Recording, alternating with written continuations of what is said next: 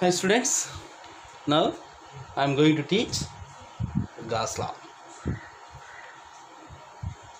So in previous video we discussed about the electric flux.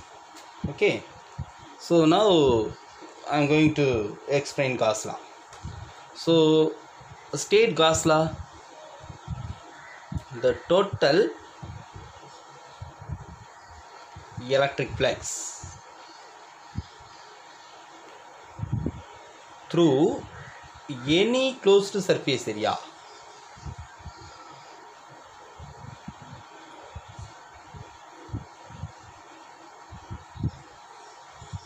is 1 divided by epsilon naught times of the net charge enclosed by the surface. It is the statement for the Gauss law. The total electric flux through any closed surface area is 1 divided by epsilon naught times of the net charge enclosed by the surface. It is the statement for the Gauss law.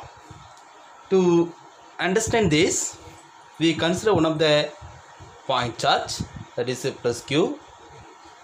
We know that the electric field for the point charge means it is radially outwards. Okay, already in previous video you understand this. So here there is electric flux means that electric flux is also radially outwards. So we consider one of the closed surface area, that closed surface area for the point charge, it is considered as a sphere. Okay students, and then the electric flux of the point charge is calculated by using the formula of phi E is equal to closed integral of E vector dot dA vector. We know the formula.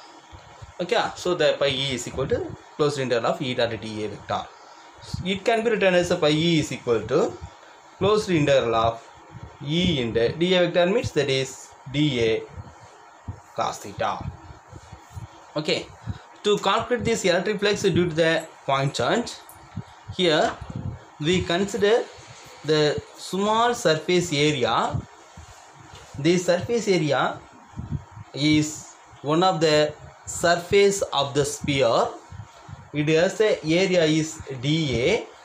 This is called Gaussian surface. To calculate the electric flux, we consider one of the small surface area on the sphere and the electric field region. In any region you can take the small surface area. It has area is dA.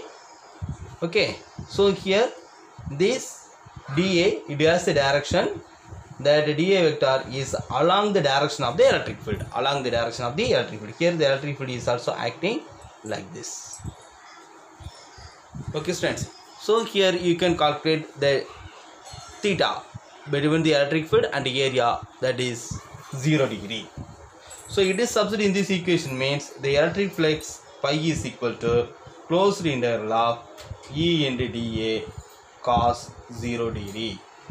Cos 0 degree means that is equal to 1. So pi E is equal to closed integral of E dot dA. E means that is a electric field, dA means that is a area. Here we consider this equation is modified to pi E is equal to E closed integral of dA. So the closed integral of dA means it is give the values of the area of the sphere. Area of the sphere. Integral of dA means we consider the small surface area. This small surface area on the smallest part on the sphere. So you can calculate the integral of dA means the integral of dA is give the area of the sphere. So already you know the formula for the area of the sphere, that is in the closed integral of dA is equal to 4 pi r square. It is substituted in this equation means we can write that pi E is equal to E into 4 pi r square. So from the Coulomb's law,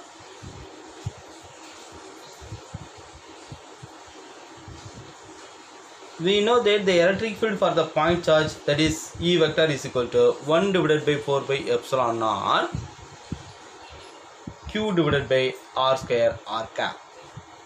Okay, so we are taking this magnitude only. That value is E is equal to 1 divided by 4 by epsilon naught Q divided by R square is substituted in this equation, means the electric flux pi is equal to 1 divided by 4 by epsilon naught Q divided by R square into 4 pi R square. So here R square cancelled, 4 pi cancelled, means what is pi E? Pi E is equal to Q divided by epsilon naught. It only, this value is only given in the definition.